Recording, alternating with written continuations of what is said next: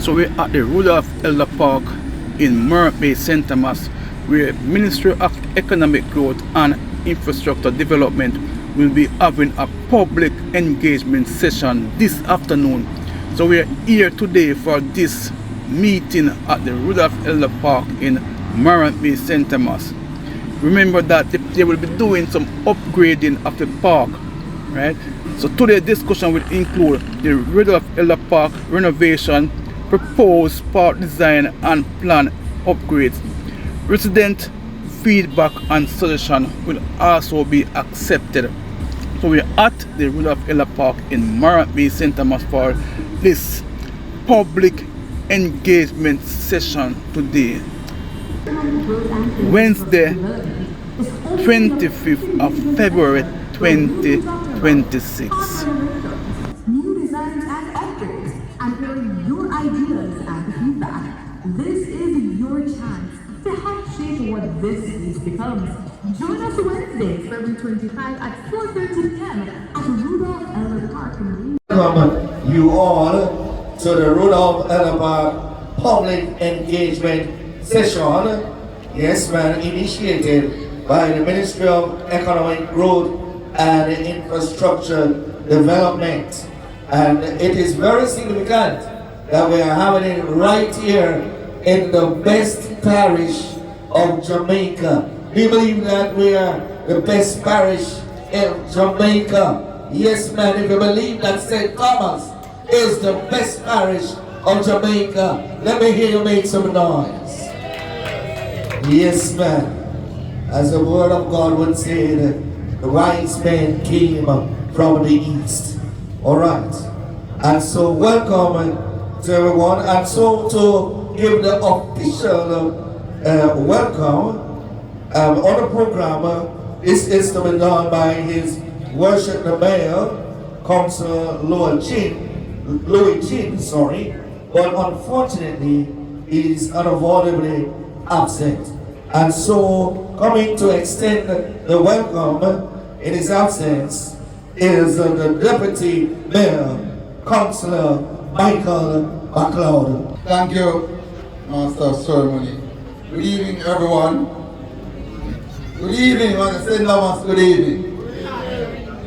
I must first say the Mayor is vitally absent, and I take the opportunity as his deputy to fit in for it. I must say all protocol observed. Having been established in the distance, pleasure to welcome you all to this important public engagement session here at the Rudolph Elder Park in the district of the town of Morant Bay. On behalf of St. Thomas Municipal Corporation, I extend warm greetings for resident community leaders, stakeholders, youth representatives, and all our valued partners who have taken the time to hear the evening proceed. This gathering is more than just a meeting. It's a demonstration of participatory government in action. It reflects our shared commitment in building a stronger, more inclusive St. Thomas Parish where every voice matters and every concern is heard. As the Deputy Mayor, I especially encouraged to see such a diverse cross-section of our community. Your presence and single willingness and encouragement to collaborate and to contribute to the meaningful of the development of your community. Today provide an opportunity for opening dialogue where ideas can be shared, concerns can be raised, and solutions can be shared, and together. Public engagement is the cornerstone of effective local government, research, and public administration. consistently show that the community that actively participate in decision making proceed experience greater trust and leadership. Important service delivery and more sustainable development outcome your input. Therefore, it's not only welcome, it's an essential. We recognize that our parish face real challenge, whether it's infrastructure, economic opportunity, public safety, or environment management. However, we also recognize that the treatment of potential and existence within our people. By working together, we transform challenge into opportunities and vision into reality. This evening, I encourage you all to speak freely, listen respectfully, and engage constructively. Let us use this platform to strengthen the partnership between citizens and the municipal corporation, reform and share the responsibility of the future of St. Thomas. In closing, I thank you once again for your presence and your continued commitment in the development of your community. Together, let us move forward with a unity and purpose and determination. May this decision this evening fulfill and impact the life of all St. Thomas. So I'm going to invite at this time Member of Parliament, St. Thomas Eastern, Miss Ivana Rosemary Shaw. Put your hands together for our Member of Parliament of Eastern St. Thomas.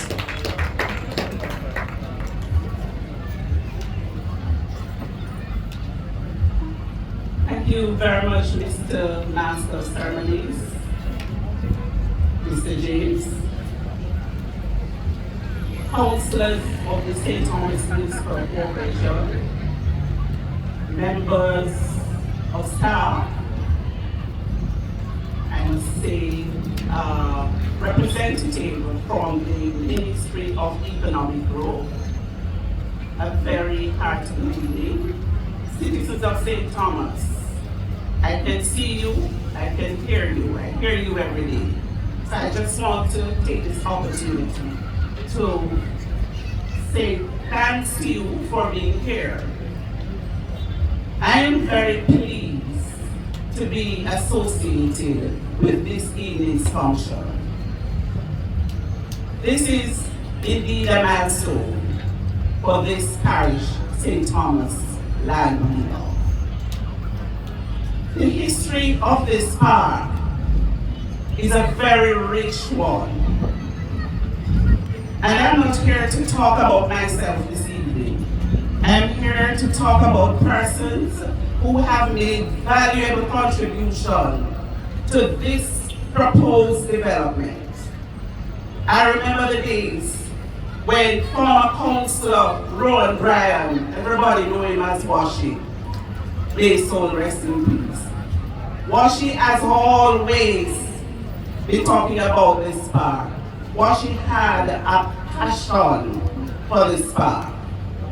And in one certain way, I am pleased also to see the former mayor, Michael Hugh, present at this function, because I know that he made valuable contribution to this proposed development. I recall one day I was at a particular place and I saw Washing and former Mayor Hugh walking in the park. And I was a little bit inquisitive. I stopped by, and when they told me of the plan. Mayor, you outlined everything. And I too made my suggestion that what I would love to see is some shops right across. I even pointed out to him, I said, Mayor, this place was left unattended. And you see that wall over there? In 1996, I had the privilege of speaking to the then Lift Up Jamaica director to erect that wall across there. And you look at the court, the netball court, I was also instrumental. And Mayor Yu said to me at that time that he wanted to see this park develop into a high-tech park. When you look at Emancipation Park, and I said to him, have you spoken to the gentleman who did the design? He said, no man, we have better than that. So former Mayor, I want to give you your props this evening that you were very instrumental in this development. I regret that Washi Bryan is no longer here with us because this was one of his pet peeves. When you miss Washi, Washi will always be at the back. When Washi felt sick and you tried to talk to him, Washi could not speak. But as soon as you mentioned the park to Washi, he got better and got alive and well. So I really regret that he's not here this evening to see his plans come to fruition. Mayor, I know the long dialogue you have had with the various ministers. I know the long dialogue you have had with the various staff, superintendent, and secretary manager. We call them CEO now, at the St. Thomas Municipal Corporation. And I'm sure you could not have done that without the rest of your council, the staff of the St. Thomas Municipal Corporation. So I want to salute you all this evening. Development is something that I really want to see in this parish. It doesn't matter who. And the reason why I outlined today that Mayor, you must get his props is because sometimes you have people come, they don't do one thing and yet they want to get the praise. And I'm saying this evening, I want to give all of you, the municipal corporation, the councillors, I want to give you the props this evening for making this park something that we would like to see. A state-of-the-art park. I've not seen the diagram as yet. I would love to see the drawing. I would have more to say if that proposed diagram was sent around to the citizen. However, I'm sure that you will make valuable contribution here today so that we can have a state-of-the-art park. Once again, thank you for coming out this evening, and I'm sure that you will make your contribution. I am your humble servant here. Service is my mantra, and I have a passion for service. So in whatever capacity you want me to work, I will be here. Thank you. May God bless you. Thank you. Thank you once again, St. Thomas Municipal Corporation. And I sincerely hope that this park, the citizen will make sure that this park is taken care of. I see Pastor Kirby here, and I know that he also have a passion for this. We have had many discussions in the past. So I'm happy that you're here. Thank you once again, citizens of St. Thomas, for coming out. God bless you and all the best. And at this time, we're going to invite Member of Parliament for Western St. Thomas. I guess just the word that is not here, or representative, so we're going to move on to the program. And so, we're going to call Mrs. Audrey Scarlett, Chief Technical Director of the Housing, Urban Renewal and Projects. Yes, she is the acting Chief Technical Director. Thank you, Mr. Master of Ceremonies. And let me begin by, on behalf of the Executive of the Ministry of Economic Growth and Infrastructure Development, led by our Minister, the Honorable Dr. Andrew Holness, as well as our Permanent Secretary, Mrs. Arlene Williams. Thank you all sincerely for taking the time to be with us this afternoon. Your presence speaks volumes. It tells me that you care about this space, that you care about this community, and that you care about the future plans that we have for building this park together.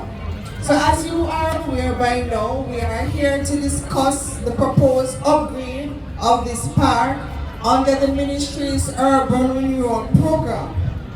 But more than that, we are here to listen, because for us true renewal is not just about concrete and paint and playing equipment. It is about restoring pride. It's about restoring safety, about opportunity creation and shared ownership in our communities. Parks are more than open spaces. They are where our children play, and we can see quite a few of them playing on the outside. It is where persons gather to have conversations. It is where persons find an outlet for creative activity. It promotes it helps to prevent antisocial behavior by promoting social cohesion and, of course, a healthy lifestyle. And so the Urban Renewal Program recognizes that infrastructure must serve social development. The upgrade that we have planned, therefore, is not simply a cosmetic one. It is intended to improve safety, accessibility, and functionality. And it is intended that for this session, it is not just going to be a presentation, it's going to be a dialogue, it's going to be an engagement session with you, the users and owners of the space, because you are the one who know more than us what happens to the space where the lighting is inadequate, where there are safety concerns, where there are issues that are impacting how the children are able to use the space.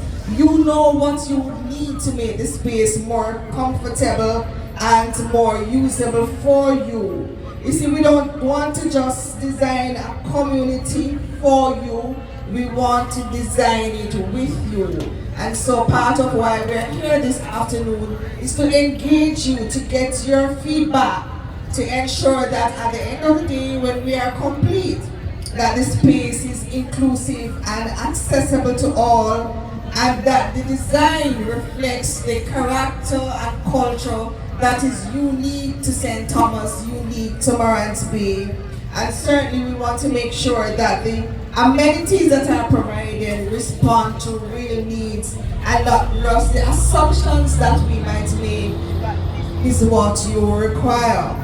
So, urban renewal for us is most successful when it fosters partnership.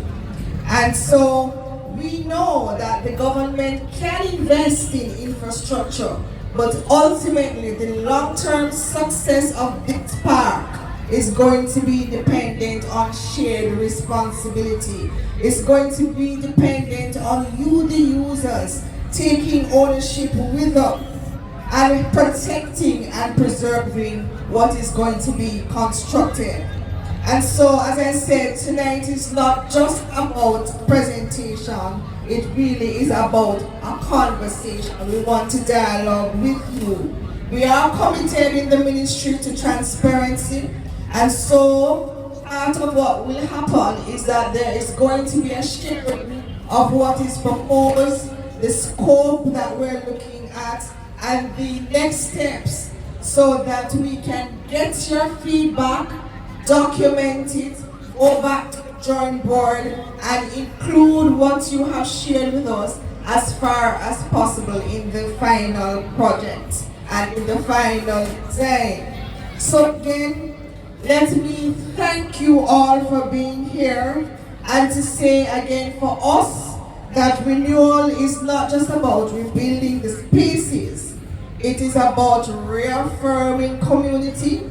And so when we improve a park like this one, what we are doing is we are making a statement in the ministry. We are saying that this is a community that matters, these are children that matter, the future of this community matters to us. So thank you again for being here, and we look forward to a very robust and fruitful discussion.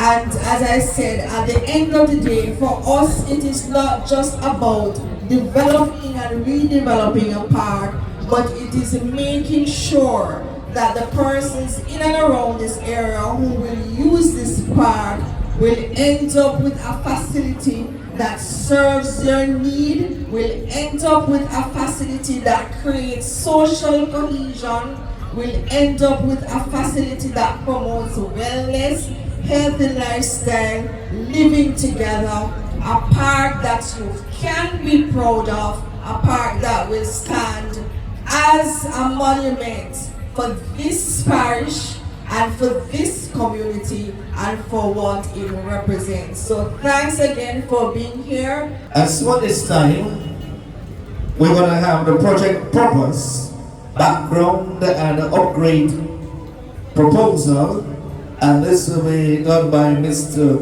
Raymond Poiser, Acting Principal Director of the Urban Renewal and Planning for the Ministry of Economic Growth and Infrastructure Development. Help me welcome Mr. Raymond Poiser. Member of Parliament, Mrs. Yvonne Rosemary Shaw,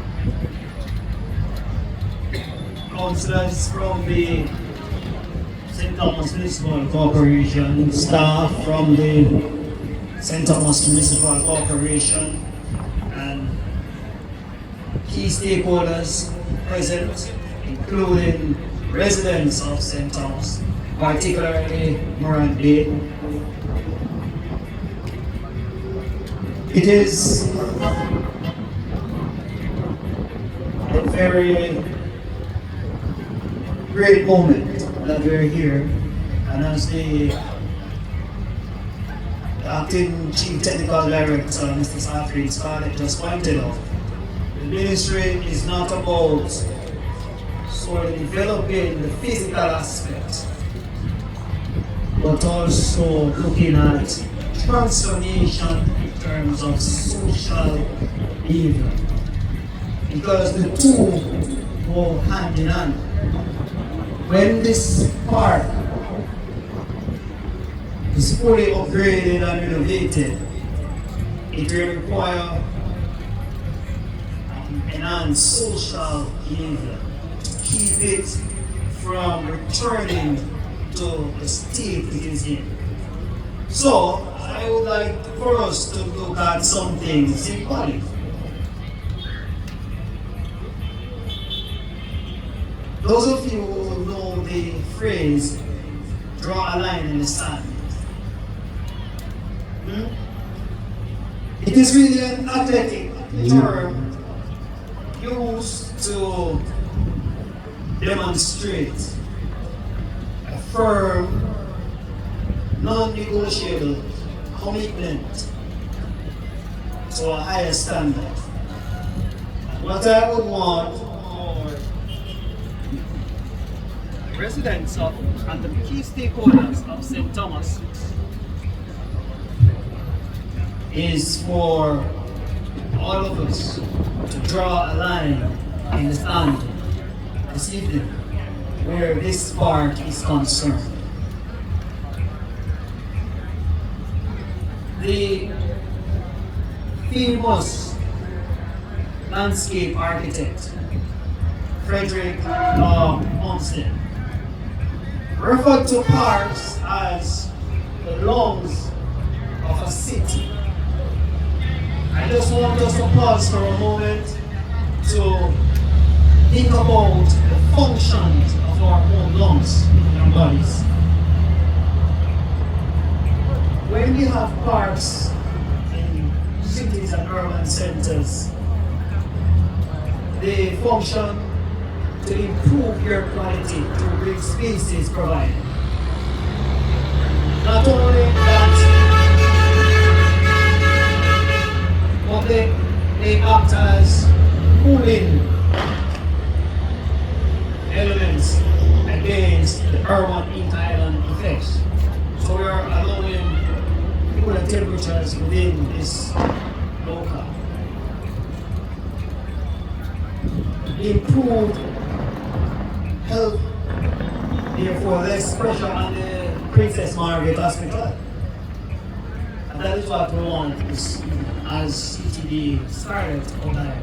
It's a conversation that we want. Because we don't plant species for angels and spirits. Species are planned for people. And therefore, we come to form a partnership with the people of Morante and St. Thomas for the upgrading, renovation, and sustainability of the Rudolph Park.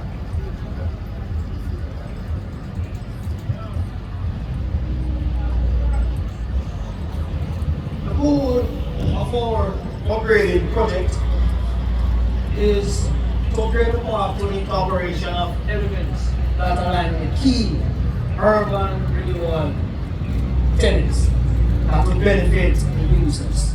We're talking about the physical, economic, social, cultural, and importantly, so many times in the development we want to sacrifice the environmental aspect.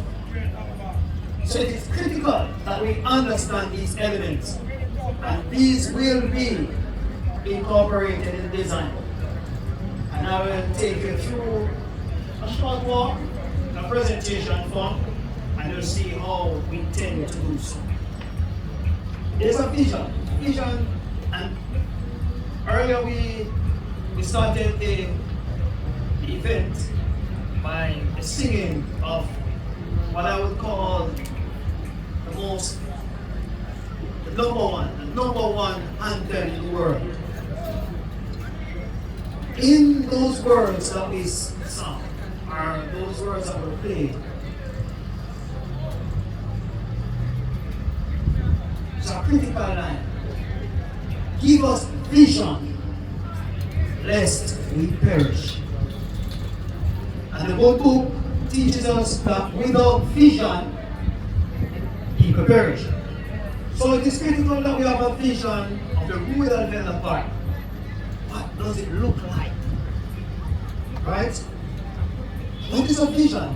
Vision is a future state of a current element. So we are looking into the future. I heard the master of ceremony saying that all the good things that were spoken of the park being renovated will come to fruition in short order. And so it is not now, but while it is in short order, it's still the future. So we need a vision. What is that vision? A safe, vibrant,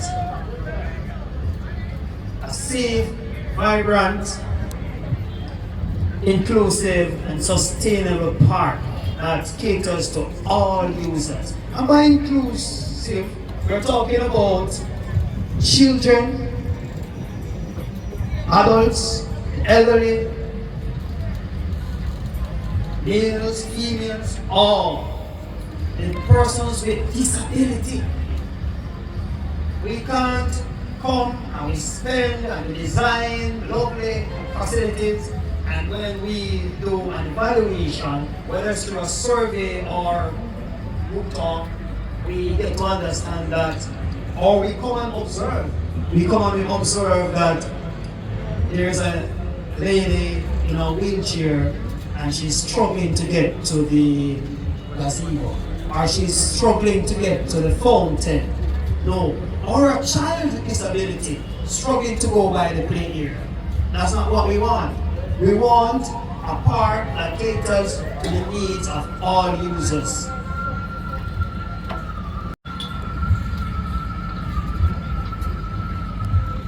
I just want to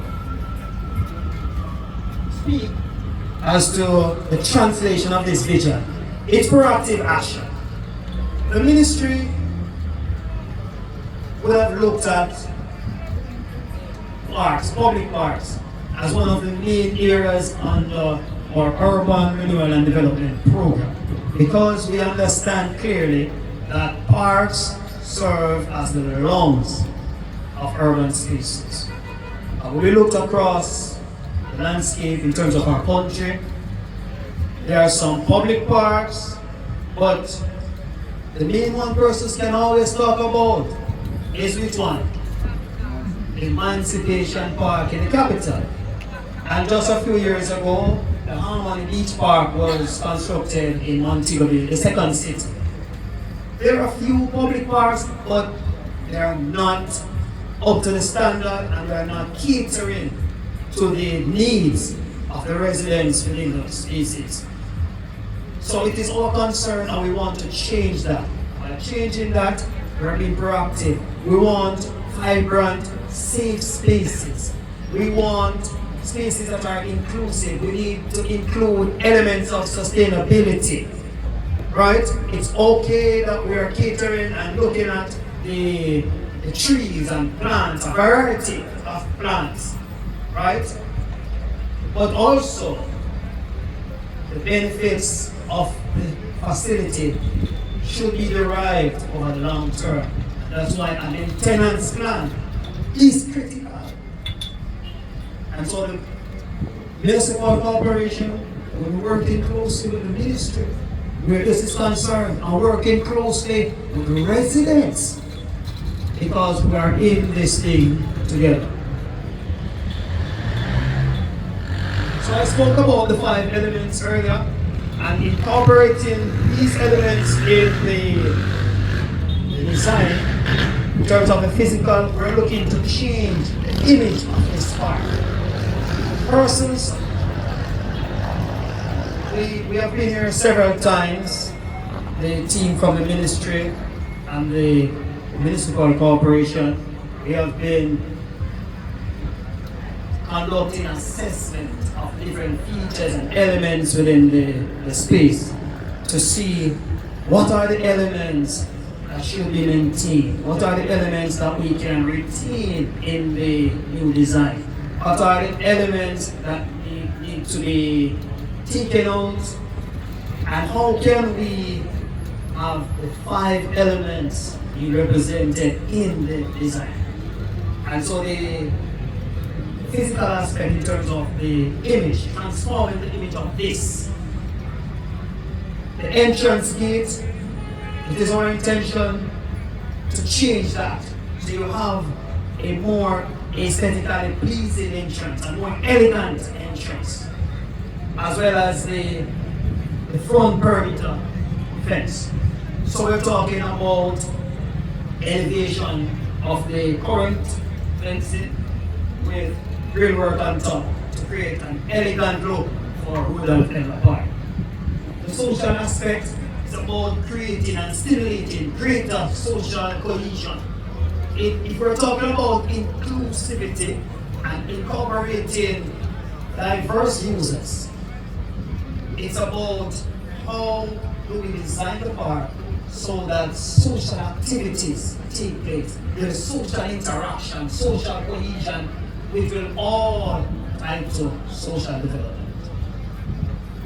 The cultural aspect, I don't need to tell you about the cultural aspect. I don't want to tell you about the culture and the history and heritage of St. Thomas. You live here, so you know. And it's well documented in books and so many articles. We have to incorporate that. And so, right over in that section, we are planning to have a cultural and heritage square where QR codes will be strategically placed in design elements so that persons, when they come, just scan their user phone and information pop up about St. Thomas and the history. It's about information and education. When we are educated about our own park, it will help us to better care for our park. The environmental aspect, if you look around, you will see some trees planted. When our team did the assessment, we were wondering, how comes the almond trees just line the driveway coming down? I don't think it happened by the bats eating the fruits and dropping the seeds. I don't think it happened like that. It was structured, it was organized. And so we want to maintain the trees in the park. We want to add trees and strategically plant trees and flowers. Not only that, but we want to ensure that there is care and protection for the terrestrial and the marine environment. As you look out here, this is one of the good things that Rudolph Park has. It's along the coastline. It provides a scenic view for those who wish to engage in therapy. Madam Member of Parliament earlier spoke about former councillor who, when he was sick, he just headed to the park. And just hearing of the park and coming over here, I don't know if it's some magical thing about in St. Thomas, but he got better. Right? I am quoting the Member of Parliament.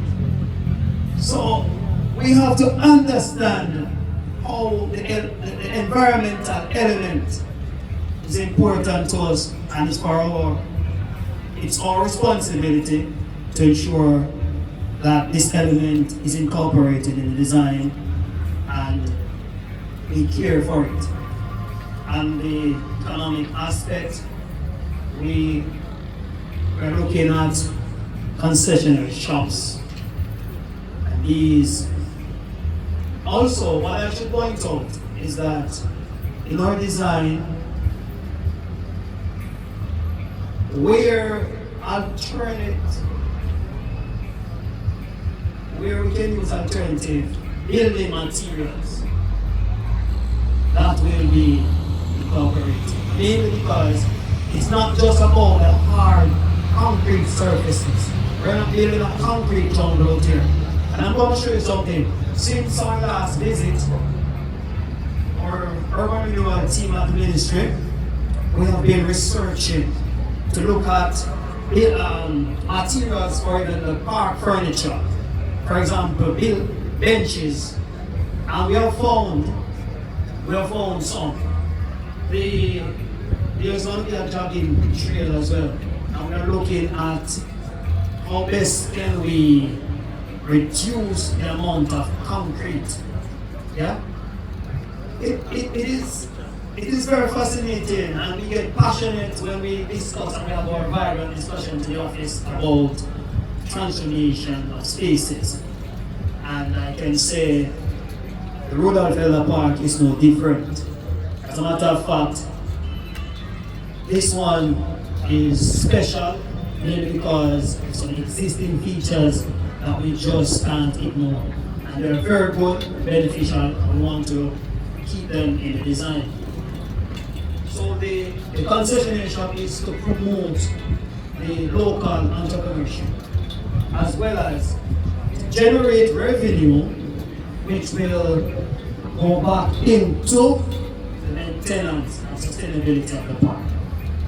Very critical because earlier we draw the line in the sand. It's non-negotiable. It's a commitment from all of us that Rudolph Park should not return to the state it is in after we leave here and the upgrading works are completed. It's a commitment and we have to hold firm to that commitment. St. Thomas residents, Moran Bay residents, you have to hold firm to that commitment. It's your park. It's your park. When the equipment and the materials, the project team leave, you will be here. So you have a responsibility to ensure that this park is kept to an acceptable standard. Some of the issues that we would have looked at, and by no stretch of any imagination should we think that this list is exhaustive. We won't be here all night, so we're just going through some critical elements, issues that we have identified. So there's this functionality, and we look refer to it as urban dysfunctionality based on the element not serving the intended purpose. And so it doesn't complement existing or new development. So we have to change to make it functional and livable. When we came, and just earlier, you go right now, you don't believe it because you don't have to take my word for it. Go by the pool, the fountain, and you see a pile up of garbage in the fountain. So there's a waste management issue that has to be dealt with. When we look at the beach, littered with garbage, there is behind this wall, a lot of garbage washed down in it. That's not the part that we want. So we're going to fix that. There's also, in some cases, no garbage receptacles, or there are limited garbage receptacles. I've seen a few, but limited. And I don't think they are placed at strategic point to invite and encourage persons to readily drop their garbage, dispose of the garbage in there. The matter of safety and security. I was driving past here in November, coming from Portland. When I looked over the park, it was dark. I said, no, that's not the type of park Rudolph should be. So the element, because we have children coming into the park, we have females into the park, we have users in the park, persons with disability come in the park. We're looking at how to limit or to reduce the risk factor and enhance safety. The threats that are posed as a result of the lack of safety elements and security, that's an issue and we have to change that. So that is why we're looking at enhancing and renovating the park. The environmental degradation that we spoke of earlier.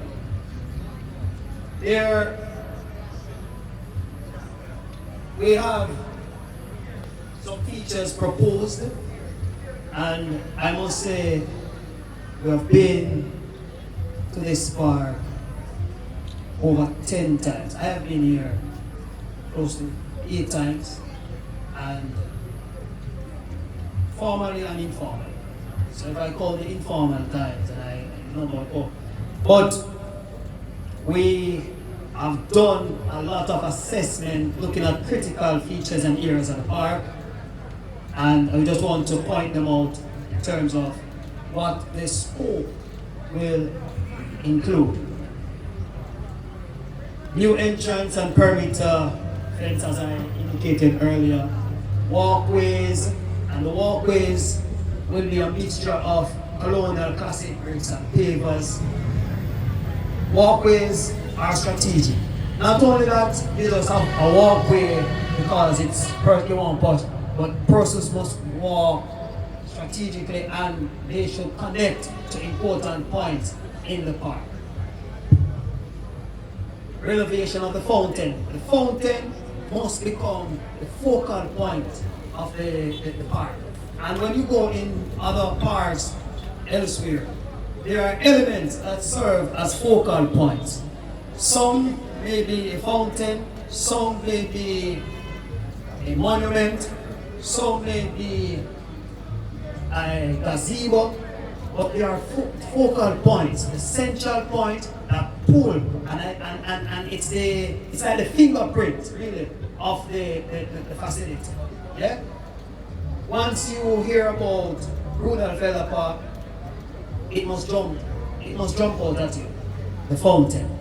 And we're going to do some design and improve the fountain. It's not just when the Christmas tree that was here in December. No, we want this park to be buzzing 365 days a year. And if it's a leap year, we can have the 366. The jogging trail, there will be a jogging trail. The trail, it's 255 or 260 liters.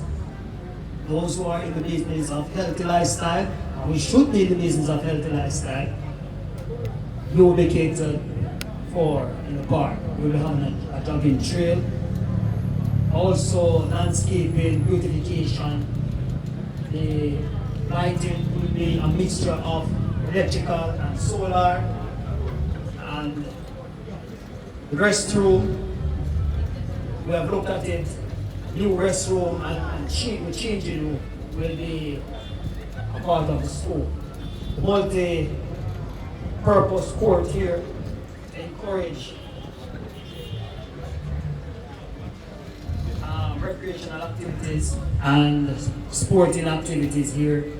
And one of the key things that we have recognized also in Jamaica now is futsal. So persons having a facility to play football, especially at nights. And that is an element that we are looking with the municipal corporation to generate revenue through as well. By pulling people to the park, revenue should be generated, which will go back into maintenance at the park. So we are having futsal and of course the play area for children. The concessionary shop here will also have an external or an extended eating here where persons purchase their snacks, their ice cream, the hot dog, and you dine with your family there while you watch children play and whatever photo op you want to do. The cultural and heritage sphere, I mentioned that already. So there are so many different things we are including in the school to upgrade this facility, transforming this space. And with the physical transformation, we want to marry social transformation so that there is a difference. People feel different and act differently when they come into the Rudolph Park. Ladies and gentlemen, I won't stand in your way any further because we want to hear from you. We want to have conversation. That is why we're here. But before we could have the conversation, it was necessary to lay the foundation so that we understand how we can shape the conversation and the type of questions that we want to formulate and ask. Thank you very much for your time, and we wish we will continue working together for the betterment of Morant Bay, St. Thomas, and Jamaica by extension. Thank you very much. So we are going into the question and answer section, which will be led by Mr. Sean Jarrett, Acting Community Integration Manager. of the Ministry of Economic Growth and Infrastructure Development. Please welcome Mr. Jarrett at this time. He's going to lead us in the question and answer section.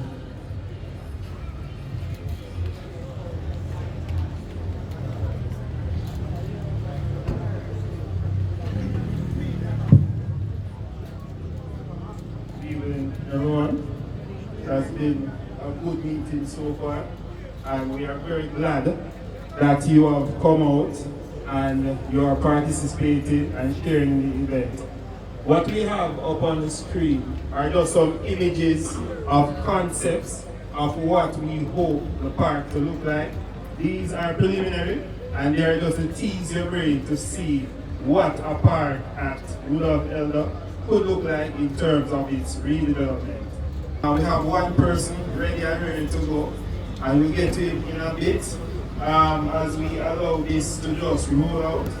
And we also want to show you the things that Mr. Palliser mentioned earlier in terms of where we're going with development and what are the things that we think are the most critical parts to tie the park together and to have greater functionality from it. So as you look at these images and renderings, you're going to get an idea of where the park wants to go in terms of design and development, and how we plan to make it as inclusive as possible and create a space in St. Thomas for the persons of St. Thomas and for also the passers-by, like myself, that can stop here and enjoy a nice beachfront park. Because that is something that we should never forget about this space. It is a beachfront park, and it will be incorporated in design, and we hope that once this is completed, it will be a space that is always filled, and you probably have to run people to go because you need to close the park at a certain time. So we hope it will bring even more light to Moran Bay, and that the space, as we said before, and as the principal director pointed out, will be very inclusive and will be a wholesome experience for everyone who wants to use the space. So without further ado, we have the first question. So Mr. Reed will come around the mic. This is the gentleman in the blue shirt, and he will basically acknowledge persons who have questions. So go ahead, sir. You can introduce yourself. Pleasant good night to all. With all protocols observed, my name is Richard Downey. I am a true-born resident of this parish. My main question with this inclusive park and all the proposed features of this park, my main question is about the pedestrian. Will there be an additional walkway or a bridge? If you look at the Garden Bridge, you will realize that entering the park, there is a problem. If you look within the parish now, you realize that everyone is owning vehicle.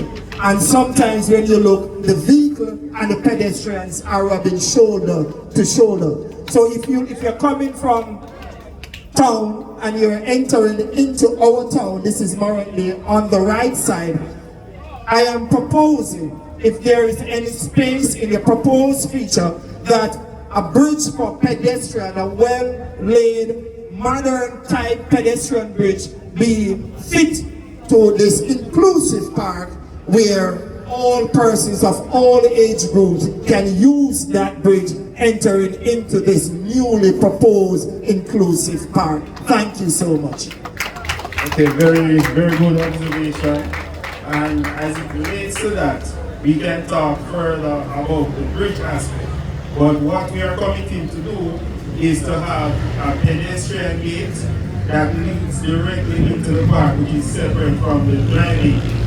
So they will have a priority entering the space, and it won't be a single gate, it will be almost as wide as the driving gate.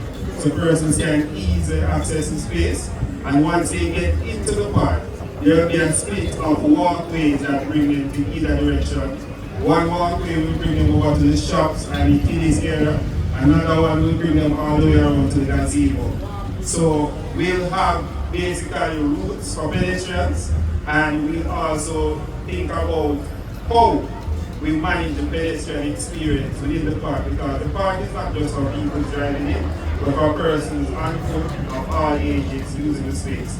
So that is in the design as it is right now. And we thank you for your observation, and we can speak further about the bridge aspect. My name is Marjorie Harris, a resident of St. Thomas. My concern, the things that you were showing on the screen, was it intended for us to read, or it was for just the presenter? Because I think many of us would have wanted to read it, but it was not. So the print was just too small. We take that observation.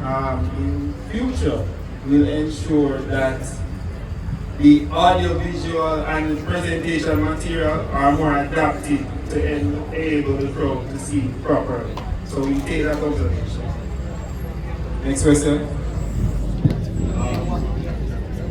I have a problem with piecemeal development, because that's what this is. This two speakers ago spoke about the Garden Bridge. And the Garden Bridge, to me, is a disgrace. That is how disgraceful we have treated George William Gordon, who is also a St. Thomas hero. They make that little small bridge, and that is what is named after him. That's my assumption. Understand? The road was repaired from Kingston, and they have left the narrow bridge. I guess they're waiting till some people get killed before them do anything about it. And to hear you going sidestep it to come deal with this, is that people are walking to come here, so it has to be one of the priority things. It's not if or maybe, it has to be. Secondly, I think that the government places that put sewage over here, they need to be taken out of the park. The sewage system for the town of Morant must be a must. So you take the sewage that is coming from those government places to the park. That's two. Number three, there's a seawall down there. Most people don't know that there's a wall there. It's not a beach, it's a sea. There's a seawall there.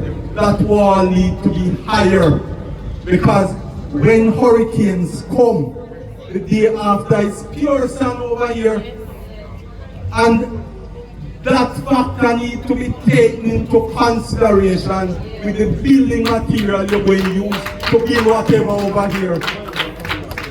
Thank you. My name is Lennox Kirby. Thank you for those observations, Reverend Kirby. As it relates to your concerns, we will definitely note them.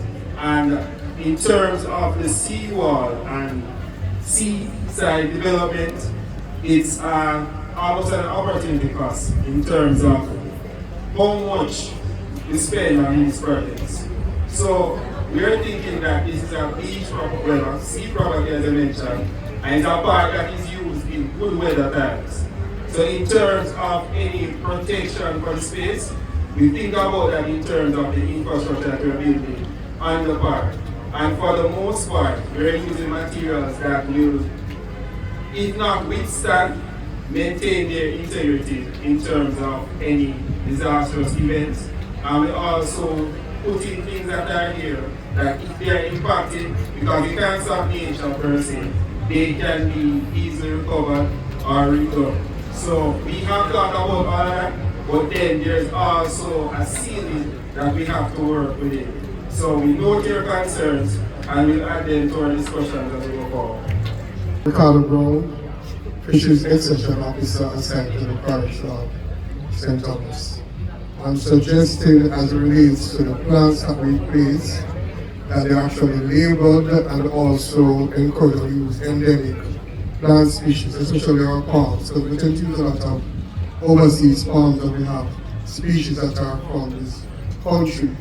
As it relates to sports, you probably could put in some beach volleyball or football so that, encourage person to have that.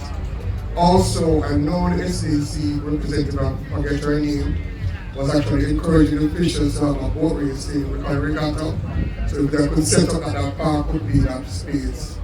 And one of my principal directors suggested that they want to have a show, fishing shows at the magnitude of them being agricultural show.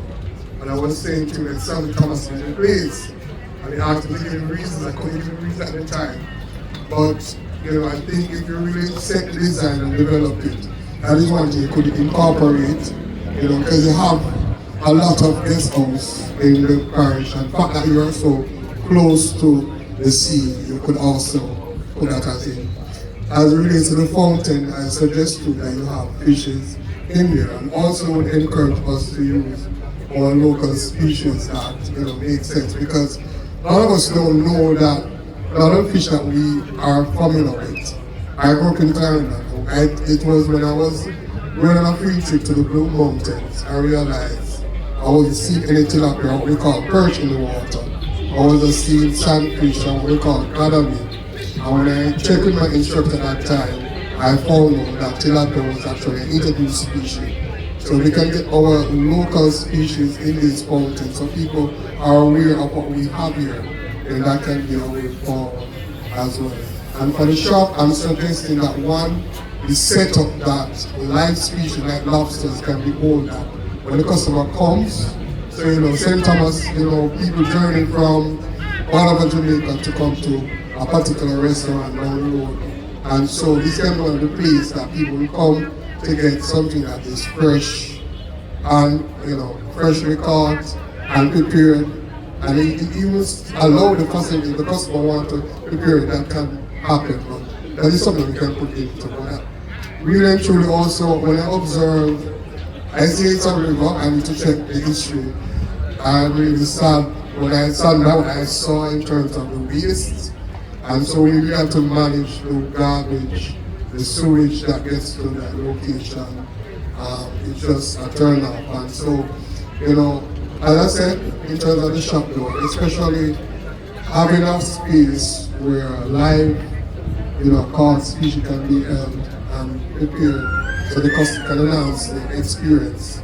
Because really and truly, St. Thomas is the place in terms of development, and the way forward, being so close to the sea, you can capitalize on the fact that they want to have, as the National Fisheries Authority, we want to have a show of the magnitude of them for fisheries, and I think St. Thomas can be the place.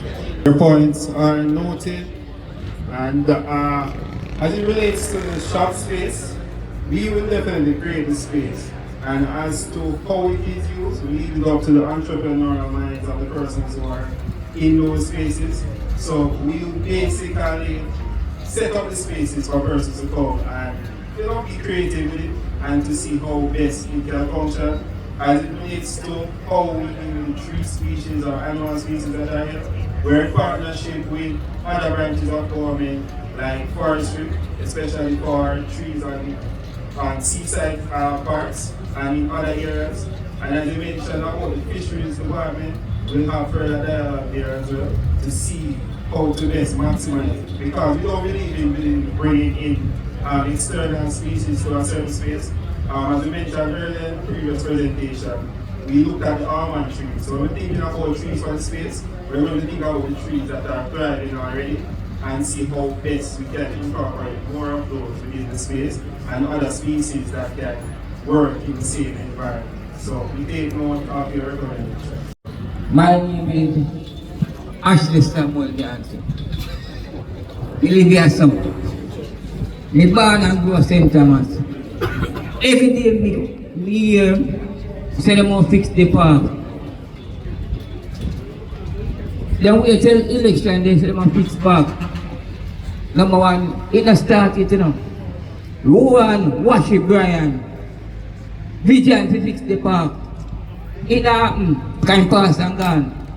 Rosemary Shaw, the big lady up there, so do the same thing. It happened.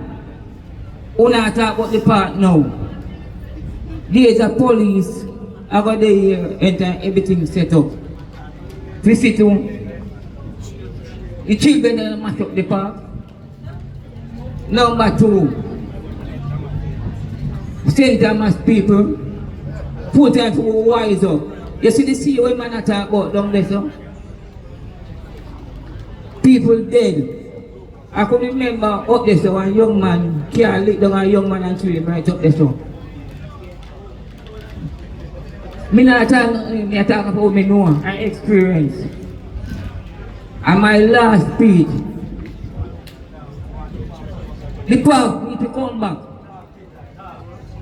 I mean, I talk just word them out. I just word them out. I want to put something in action and show it to the citizens of St. Thomas. They got ever blessed to know and keep on know. I want to do the work and do it proper in the right manner. Yes, definitely. Because the whole point of this consultation is the launch and thrust towards getting the park rehabilitated. And I'm glad you made mention of caring of the park. Because we can come in, we can build up the park, but it will be left to the users of the park to care it and to maintain it.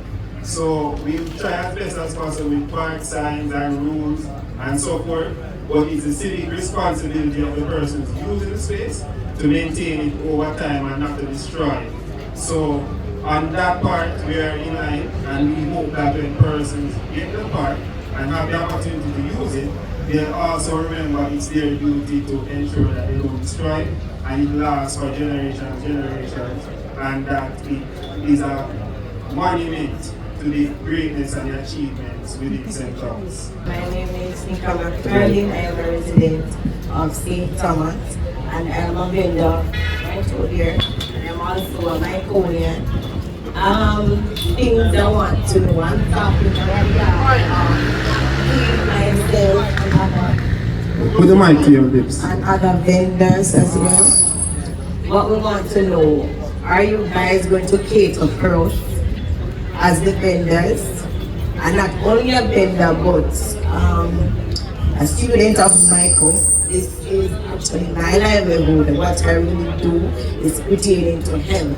So what I do want to know, if there's going to be any form of any containers or anything to facilitate us that we can rent that is affordable and not too expensive.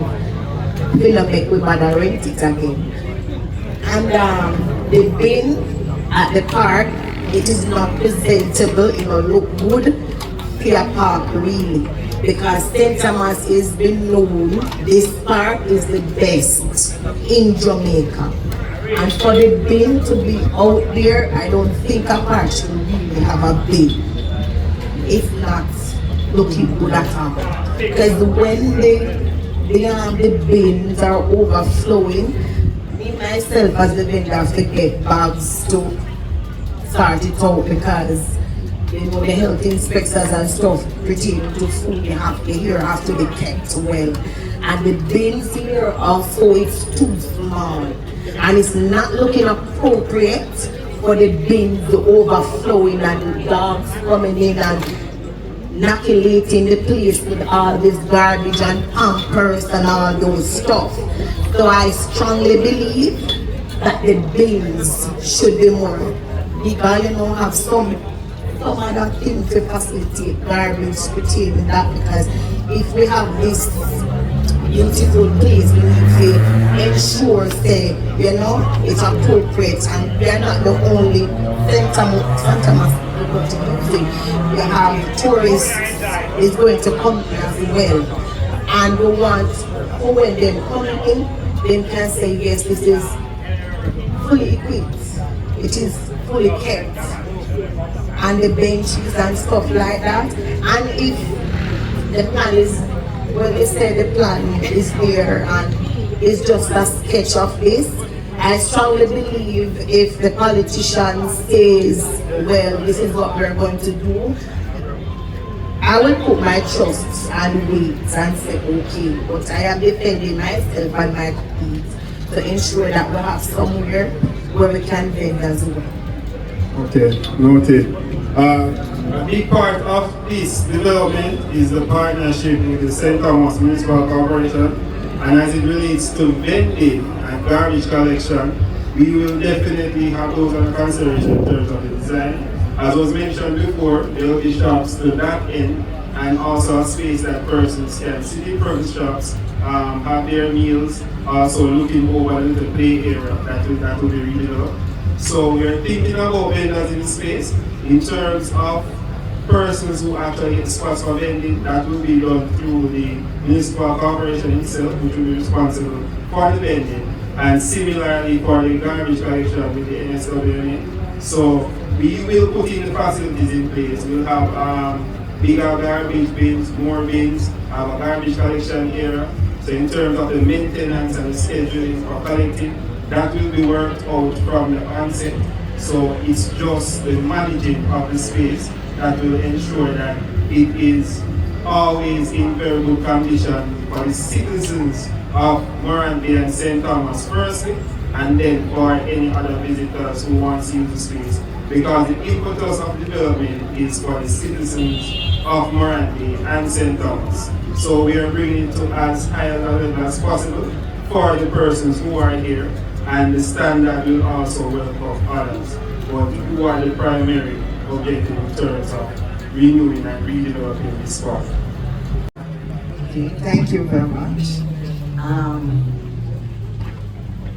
I'm Pauline Ellington, resident of St. Thomas. A part of what you said towards the end, I will just start there, because one of my concerns is the maintenance of the park once it is refurbished and upgraded.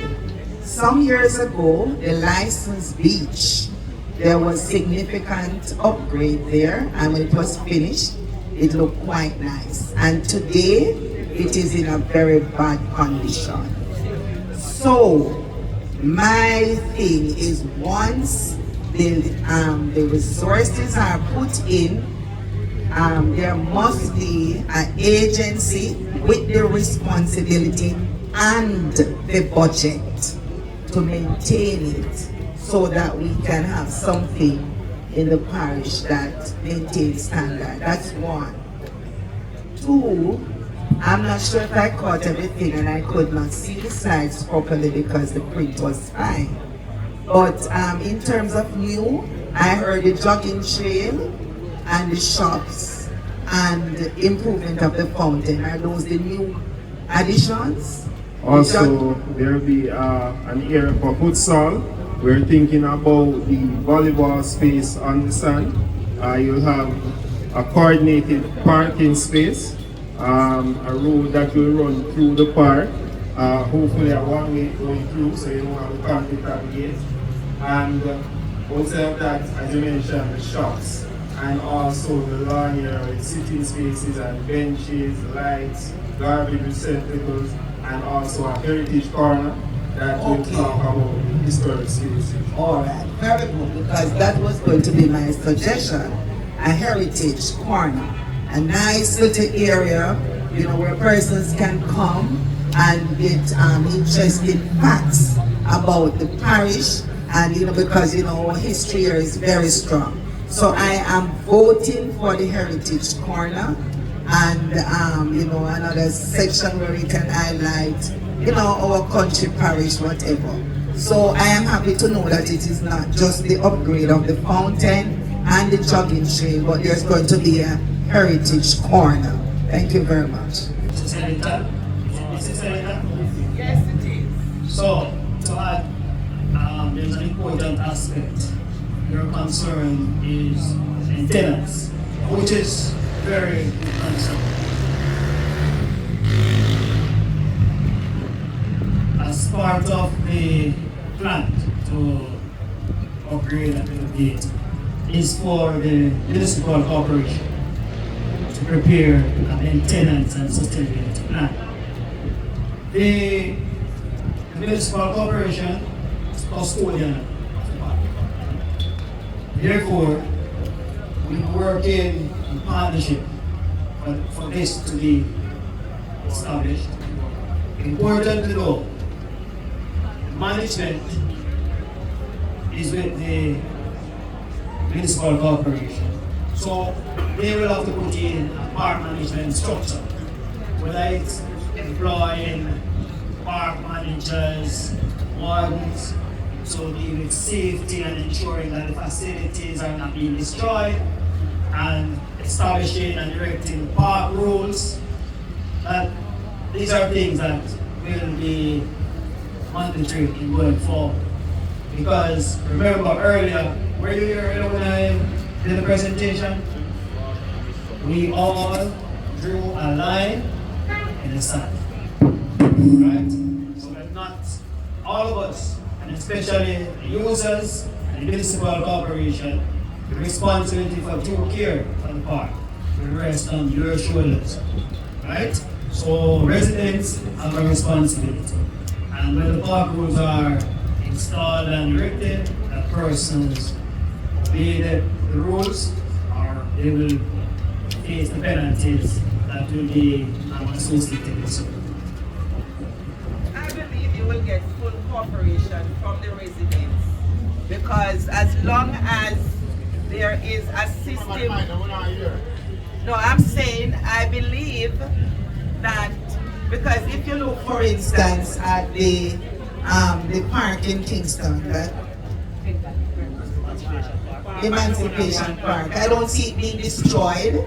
It is well maintained and it is okay. So I don't think we, as the citizens of St. Thomas, we will destroy our park. We will take care of it as long as there's a proper maintenance plan, proper budget, proper management. We will support it. Good evening, people of St. Thomas. Good evening, people of St. Thomas. Cleanliness is godliness. Yes. I love the meeting. I lift up my eyes unto the hills whence cometh my help. My help cometh from God who made heaven and earth. Will not suffer my foot to be moved. He that keepeth will not slumber. Behold, Israel keeping us slumber and slept. Our Lord is thy keeper. Lord is thy shade upon thy right hand. The sun in the spite of my day, the moon and star by night. Lord has preserved us from all evil. He has preserved us soul. Lord has preserved going out and our coming in. From this time 14 Lord firm was sealer. May the meditation of our heart words from our mouth will acceptable in the sight of God. All strength and redeemer, who live it and reign it forever as healer. Love beloved, love birthing. Cleanliness is godliness. I love the meeting. Fix the ark. Fix the ark of St. Thomas. We love St. Thomas, you know. We love them too. You know, so we go down the country the other day.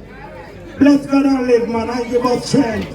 He gives us knowledge, understanding, one love St. Thomas people. Lift up St. Thomas.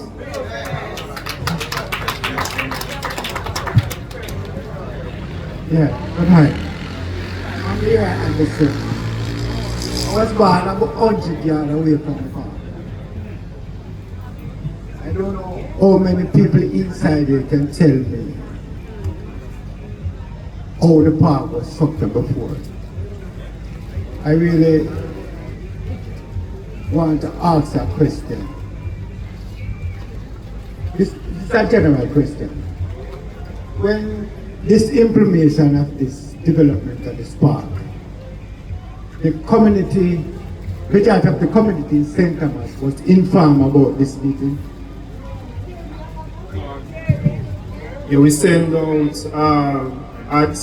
we had a town crier. It focused mostly in and around Morant Bay, and we had invited special persons in terms of different entities, citizens associations, schools, businesses, and so forth. So there is even a form online that everyone here can scan a QR code or go on the link and fill out a survey and give us specifically what are the things that you are looking towards in terms of the development of this park.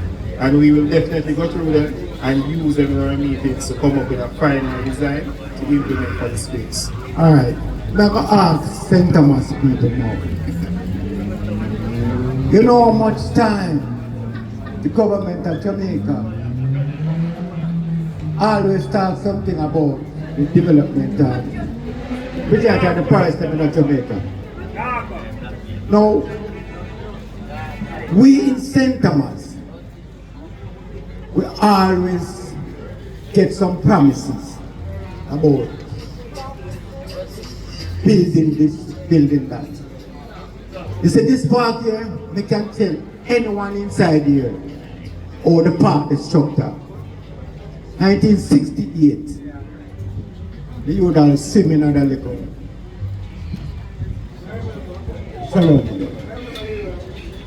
You have right around when the youth have bicycle race a Sunday evening time. The children them play one game with 4 trees that was planted in this park in cockfight. I don't know if any one of these little youngsters know about it. There's a little yellow thing where we play with. If you are going to design a park and you have certain things where the youth then can enjoy, it can make no sense. Because we as big people enjoyed the park a long time ago. But the younger people them know. You see, from this coming an intervention, certain value. But again, and if you have to develop the park, you have to develop the park with the interest of the youth then. Because the youth are the future. Right? And we don't want, we stop take promises from the government of Jamaica about St. Thomas and now fulfilled. Now, St. Thomas, we're not hungry. We are good people, and when the son are going to build something, I want to see. We are the age of 69 now. Would I really like to see it built before we do that? May I tell you? And I want to hope if it built before me die, would I give them thumbs up? But when I stop promise St. Thomas people and something, I want to deliver. They are big on the man. Too much time when we get promises and not fulfill. And this park, the man give this park to the people of St. Thomas, to the government of Jamaica. And I know from 1968, remember 1960, the late 68, you know, when Porcelain and Pence did that exchange in a St. Thomas. St. Thomas was the leading parish in an exchange in Porcelain and Pence that time, you know. And look here now, it's hard when you not carry a plan to us and it don't work out. Now look here now, 1865, wherever, look at that. You don't really want that again. But please, may I tell you, make we see, especially me, at the age of 69, let me see. It's Daniel George Murray. And for me, I've been seeing this park, it's branchal washing. Let me see this park, come like a park. And from Mr. Brian gone, there is no more park. The pit, they will be afraid to come at the park, because they don't see no sprinkler or nothing at all, and I for the pit there. So there's a time, then I have time to come and so. You don't have nobody to uplift the youth them. Remember I tell them the youth them, then I uplift them. And Mr. Brian was the one that uplift the youth them. Because the park alone, when we used to do, bring out the kids them. Number 2 now, we say we the people, we have to help protect the park and keep the park good. It's not talking about to develop the park alone. It's talking about we keep the park good. Because everywhere we go, we talk about Morant Bay Park. So my time I feel to talk, I have to walk, I'm not telling no lie. Because this park is one of the best parks I've ever seen in Jamaica. They don't want the Prime Minister build, no good like this. So you say we the people, it's not talking about build the park alone. It's talking about to take care of the park and make the park uplift. That's people can come and talk, say, we keep the park good.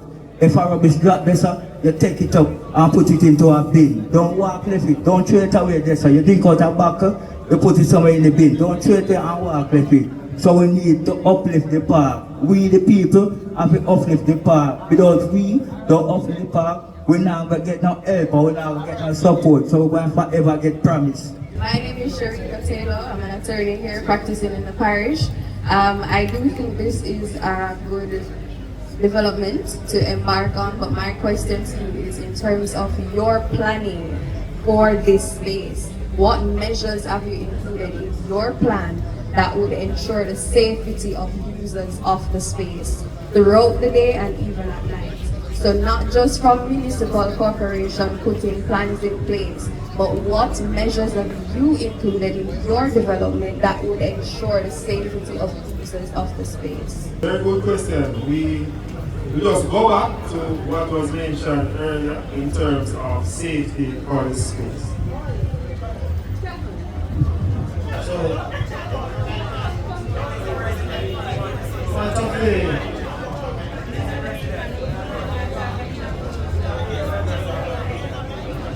part of the security, safety and security feature. Importantly, lighting is critical to urban design. To be designing space, you have to have lighting. Lighting where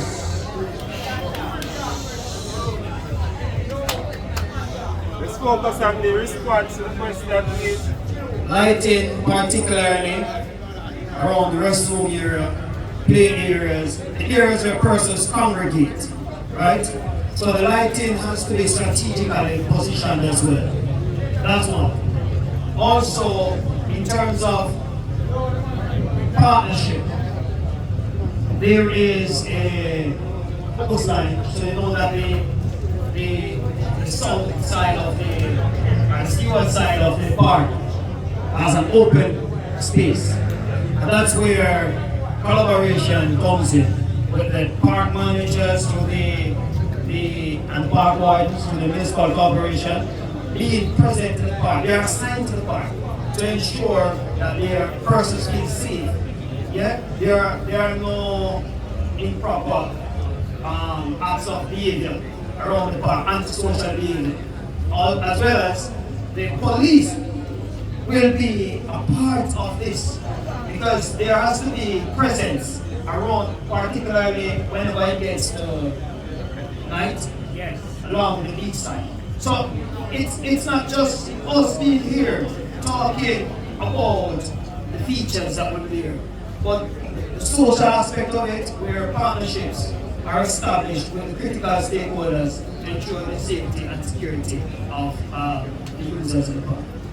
So follow up to that, as it relates to the seaward side of the development, in terms of your lighting features, are you thinking more solar lights to ensure that at night and as it relates to the electricity bill?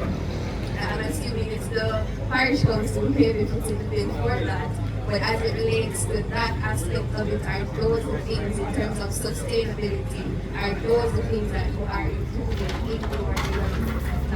Yes, and I spoke about it when I did my presentation earlier, about a mixture of electrical and solar, right? Because we have to look at, as you rightly said, the sustainability aspect of things.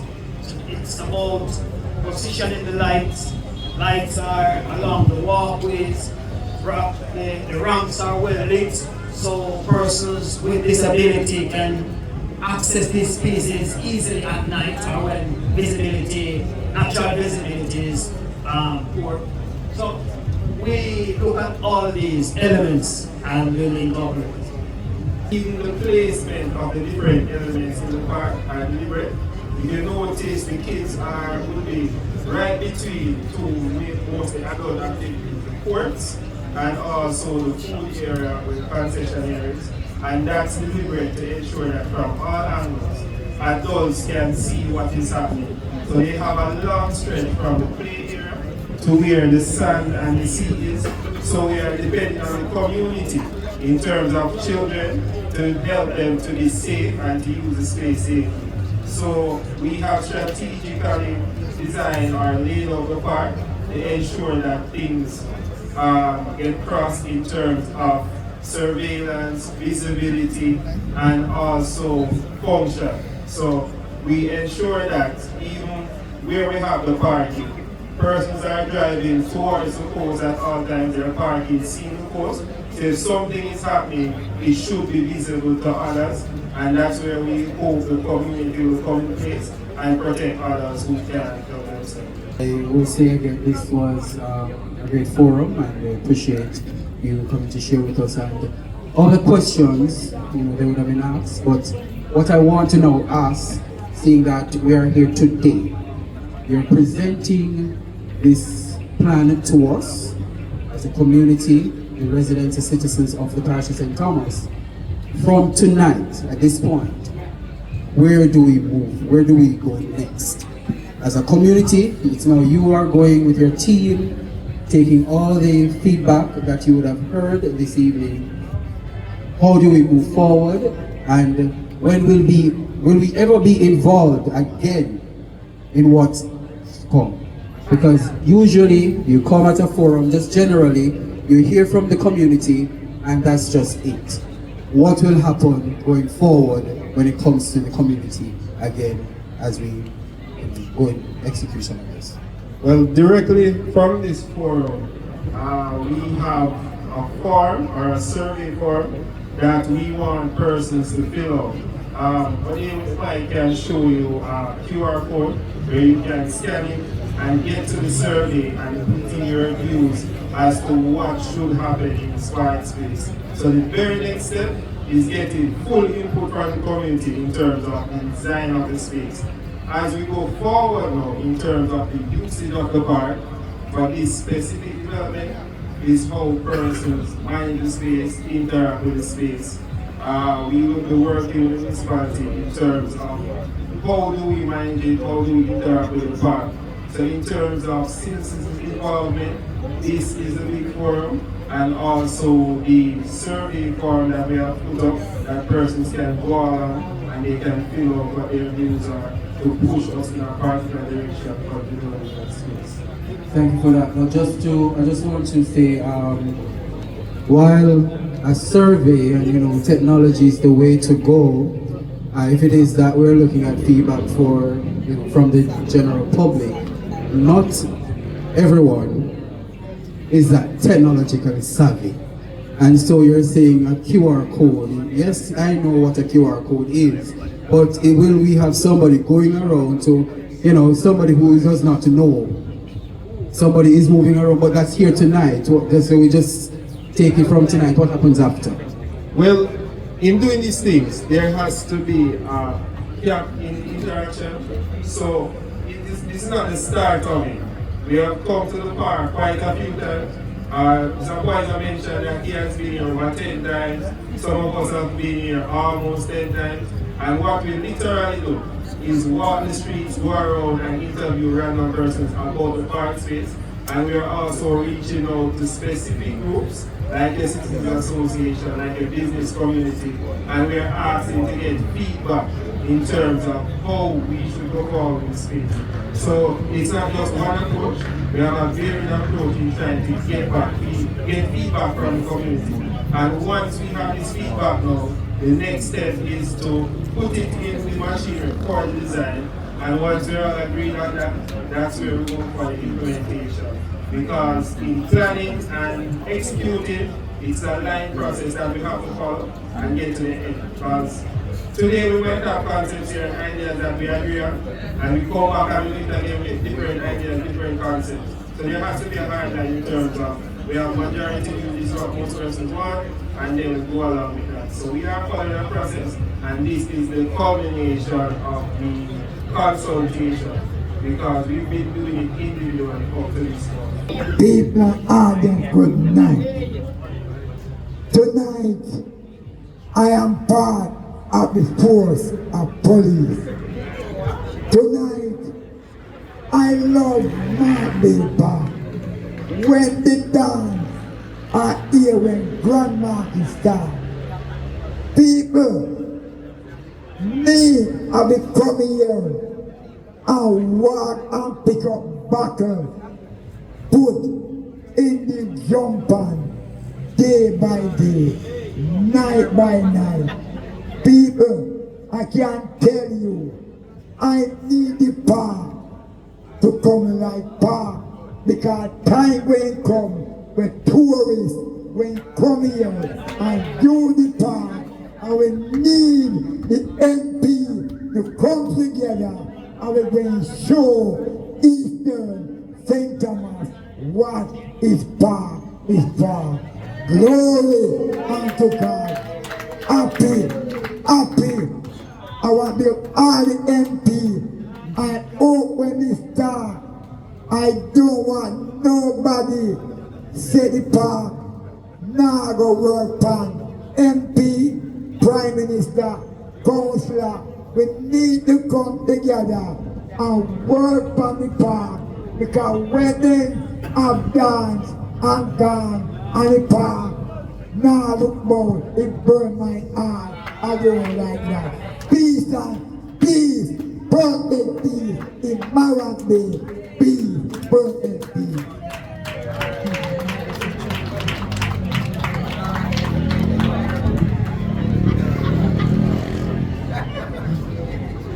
Okay, so having sat here and listened to all of what was said, I am yet to hear though, when is the implementation date?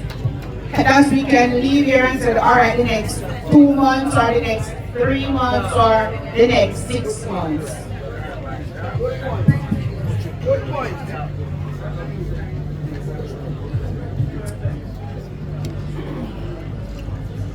As we stand here tonight, it is, I can't give, and the ministry cannot give a definitive date when the actual work will commence. And I'll tell you, the gentleman who spoke and asked about what's next, the next steps. So, critical to all of this, before we can ever get to the implementation aspect, is a procurement process. So, when we leave here, we have solicited the views from and your input. We will sift through them, incorporate elements, because some of you have mentioned things that we have already considered. Yeah? The elements that you have introduced to us, we will look to see how they are incorporated. Yeah, I'm going to explain that. So after the sifting through of the inputs and modifying, looking at the design, informing the design through that, what is developed is a scope of work. The scope basically outlines all that will be done. From the restroom, to gazebo, planting grass, laying curb wall to create sidewalks and the scope of work. The scope of work will then inform the actual drawing. Yeah? The municipal corporation is responsible for it. So we're working in tandem with the municipal corporation. Once we have finalized the drawings, the procurement aspect kicks in. The procurement aspect is where we go to invite. So it's shown open based on what the value, based on the estimate that we come out at. It is sent on the government platform. It's called budget, that is Government of Jamaica Electronic Procurement. It's a website platform that you go on, and once you upload the documents with the drawings, scope of work, and a blank bill of quantities, all the potential or prospective contractors will see that. Once they see it and they are interested, they will download, they will input their rates. For example, you will decide that you want to build a gate over here, so you think that maybe the gate is $50.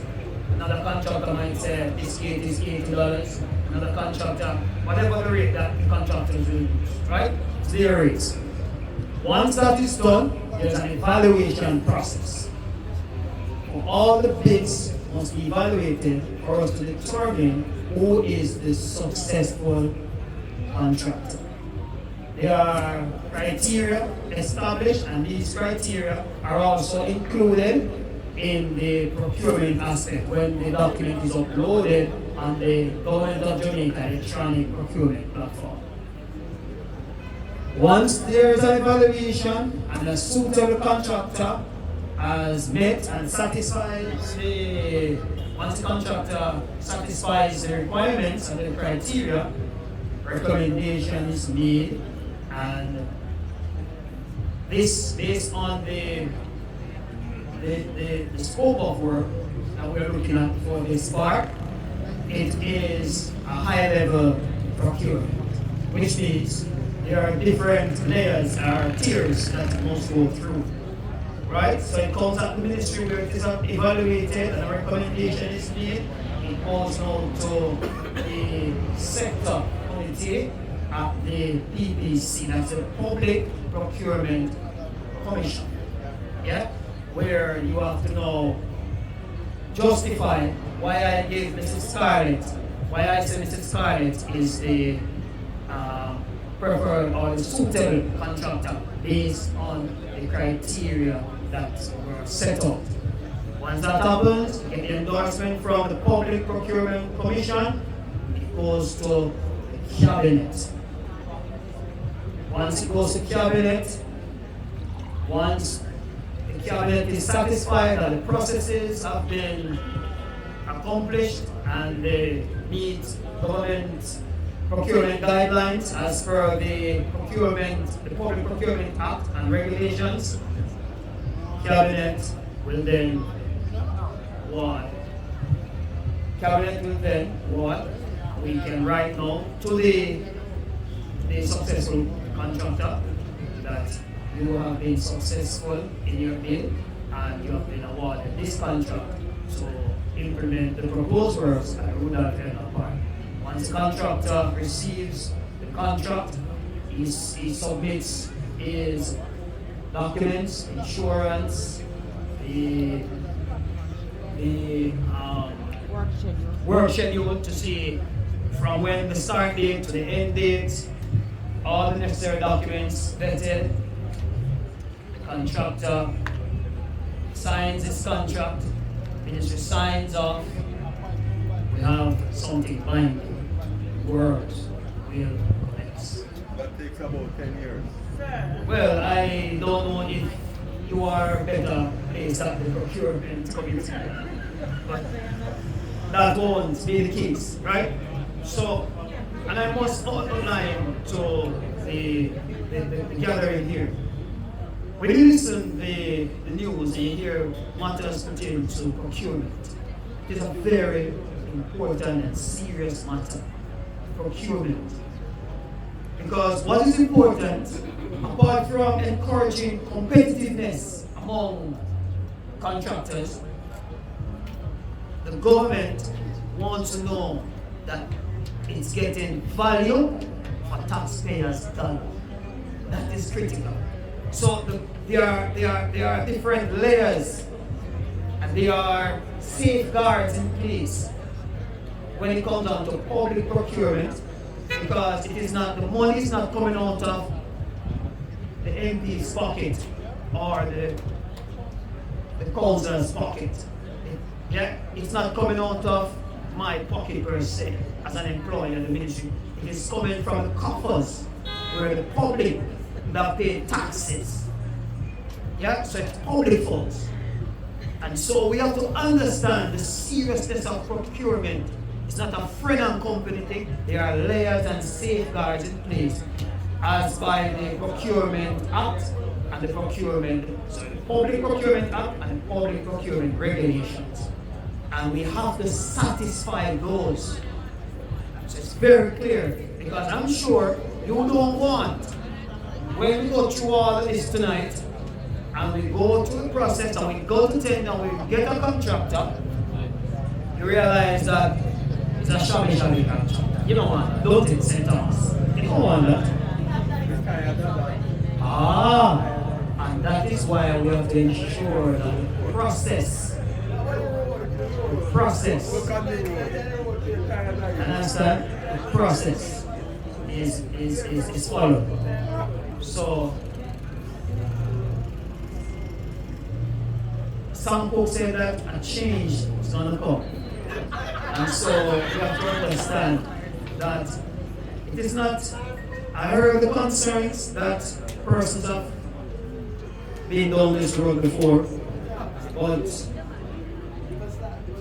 we are here tonight and your contribution is very important to the process. When we leave here, it is about turning the ignition on, drive out on this process on the road so that this becomes a reality.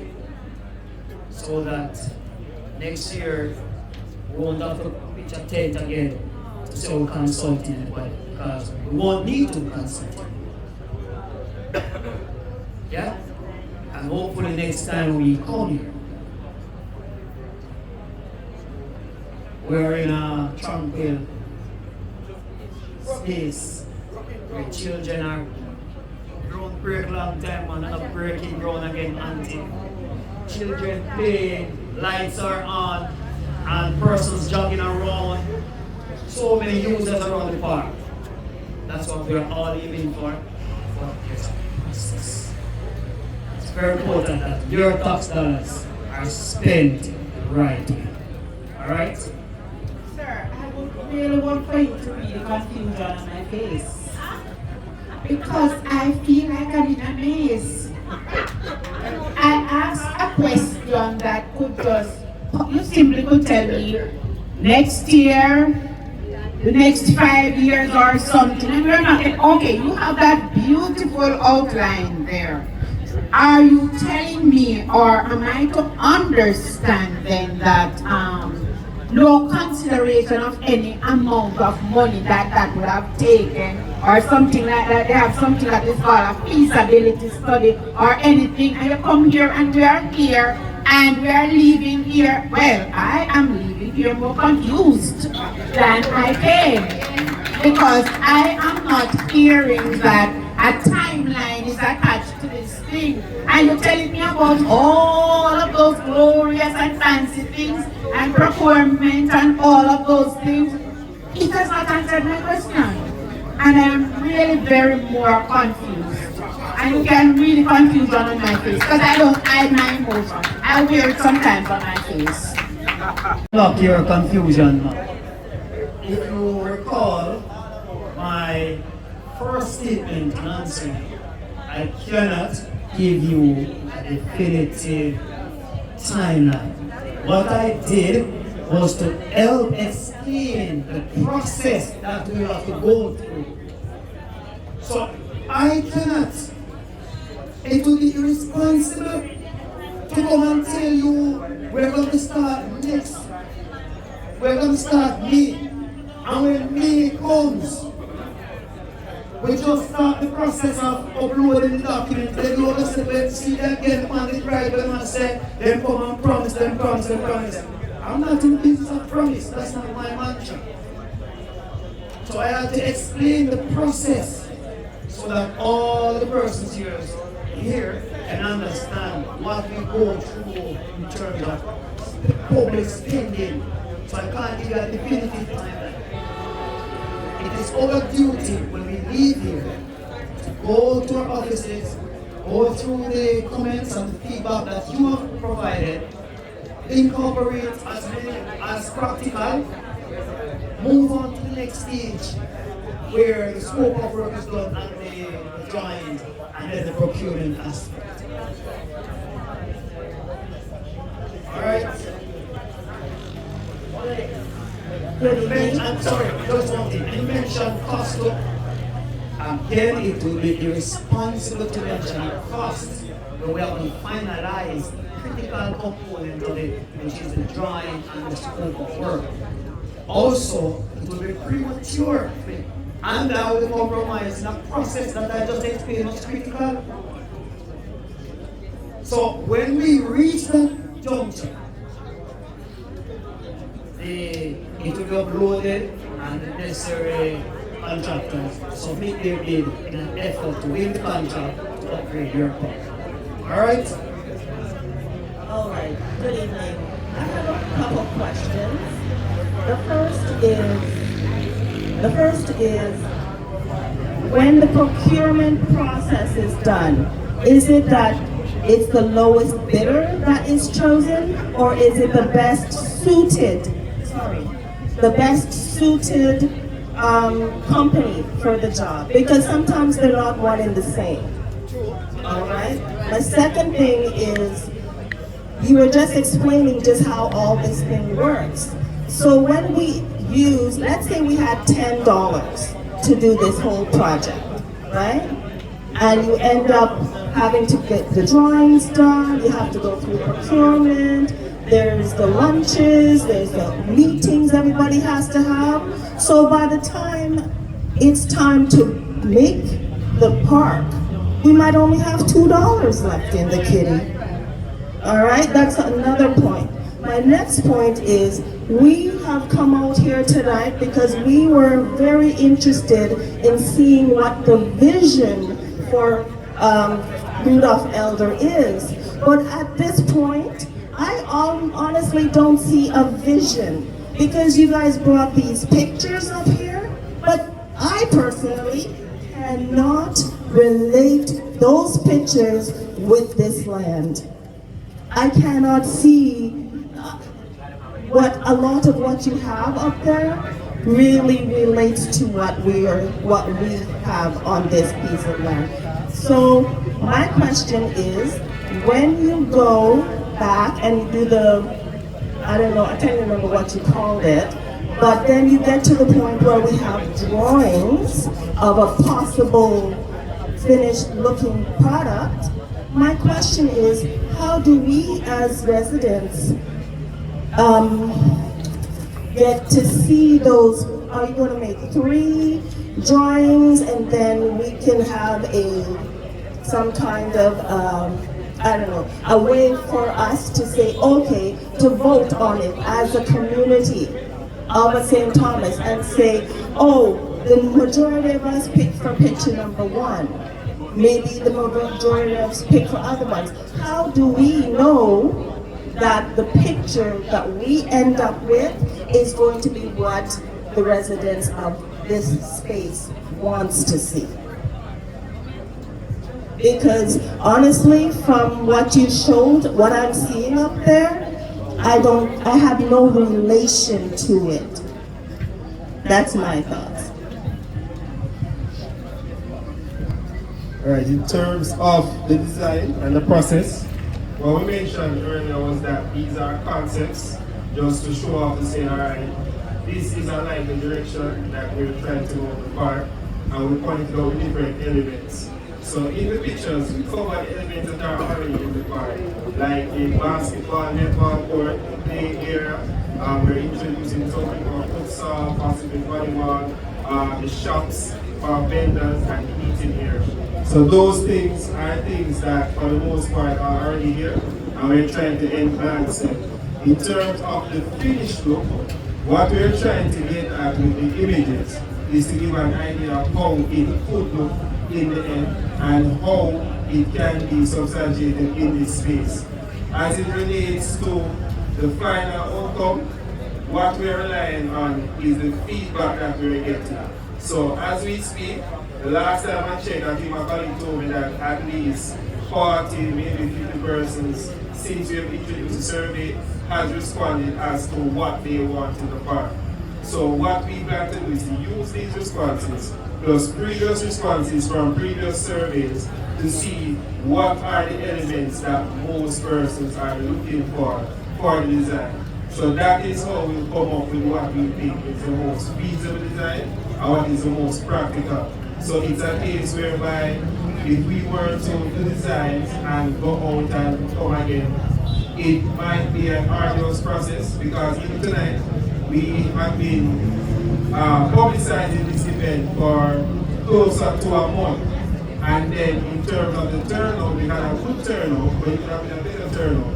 So at that stage when we are at the conclusion, we would have gotten enough feedback to say that these are the strong features that the community wants, because we ensure that the feedback that we're getting is from, first of all, morality, and then in terms of the wider area of St. Thomas.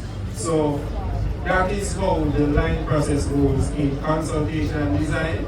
So we have to have a cutoff for that project where once we've got enough feedback, we are saying that these are the major elements that we want, and that's what we incorporate.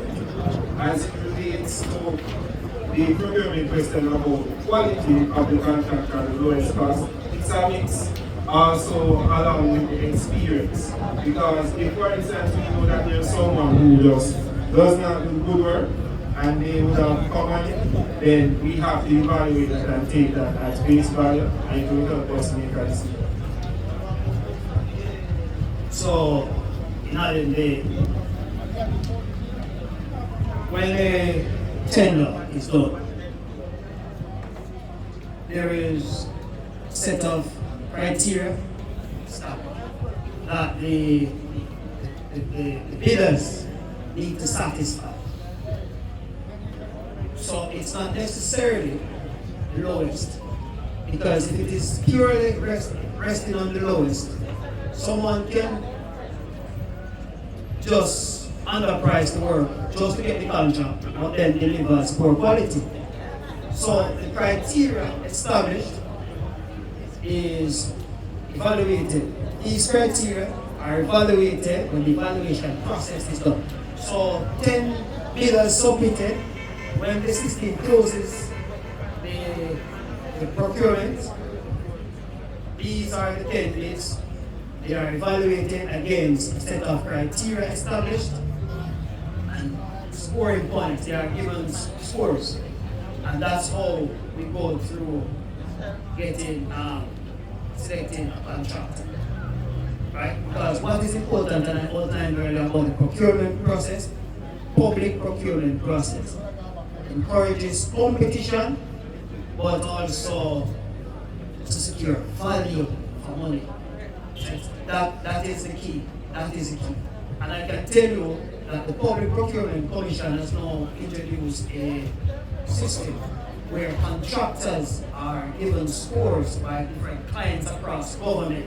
So it helps the different entities of government to see the contractors that usually don't perform to the high standard, so that you avoid those contractors. So there are mechanisms in place from the institutional level in terms of government to safeguard public funds and to ensure that value for money is what we're getting. Right? And another thing you pointed on, the $10, the example was $10 being allocated for the project, and then by the time implementation comes, it's down to $2. No, that's not how it works. So once the final cost is coming out from the design and scope of work, then those funds are approved for implementation of this. So once I say X dollars and it has been approved, X dollars, the budget, X dollars. So no meeting can come, no friend and company will play the domino on that tree, and we say we have 5 flasks of rum and go, and while we know we have 5 bottles of rum and go and anything, and the money. No, that's not how it happens. That's not how it goes. So,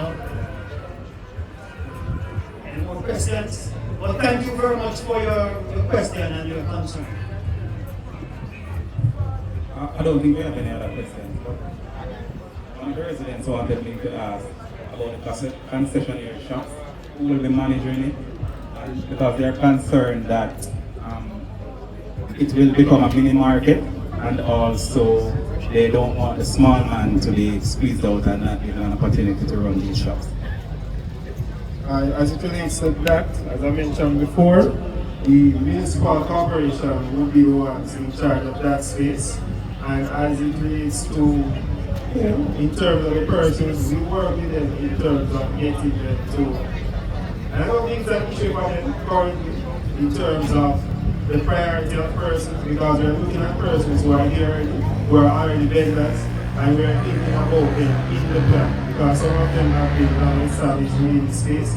So they will be considered, and we will work with the FC to ensure that in terms of how they mind the space and the rules that they put up, that persons sign on to something that they will be held accountable for, and they will have to manage their space in a particular way. We've done the other parishes similar projects where a big part of it is even the training of the persons who get the spaces from an entrepreneurial level and how to manage and how to work efficiently. So there will be safeguards to protect the space from coming into dysfunction or disrepair. And as I said before, we're working closely with the MC, who will be basically the managers overall for this space. And I know they want to maintain the space at a certain level. So I have trust in them that it will not get to that stage, especially for a part that will be of very high quality and will represent the entire parish. It's been a very interactive session, and I'm very pleased with the quality of questions being asked, which suggests that the people of St. Thomas have a vested interest in the development of this park. And also what is quite evident is that the people really want a timeline to work with. And so I hope and trust as the various stakeholders come together and make plans for the future development that we see them coming to fruition. So once again, I want to thank everyone for participating in this program. And so to move the vote of thanks, I'm going to invite Tamika Small, the Director of Finance, who will be extending the vote of thanks on behalf of Mr. Kevin McIndoe, Chief Executive Officer of the St. Thomas Municipal Corporation. Please receive Mr. Tamika Small, Director of Finance.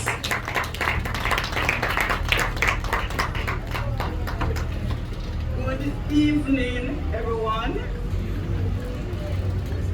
On behalf of the St. Thomas Municipal Corporation and the Ministry of Economic Growth and Infrastructure Development, I would like to extend sincere thanks to all of you, to Mr. Sean Jerry Steve, Mr. Raymond Poiser, Member of Parliament, Ms. Yvonne Shaw. Good evening. The public in general for coming out. Thanks to all of you who took the time to attend this important public engagement session for the redevelopment of Rudolph Elder Park. Your presence here today demonstrates the deep care and pride you have for your community, and indeed it's a special one. The ideas, suggestions, concerns, and encouragement shared will play a vital role in sharing a park that truly reflects the needs and aspirations of the people of North Bay and the wider St. Thomas community. We especially thank the residents, community leaders, business representatives, youth, and stakeholders who actively participated in these discussions. Your voices matter, and this evening you have helped us move one step closer to creating a safe, modern, and welcoming recreational space for families, children, and visitors. We also extended heartfelt appreciation to the Ministry of Economic Growth and Infrastructure Development, the planning and technical teams, and all staff members who work behind the scenes to make this session possible. Thank you once again for your participation. Your time, I know, is valuable, and you are here tonight, and that shows the substance of the St. Thomas people and your commitment to build a better community. Have a safe, journey home and a pleasant evening. Good night, everyone.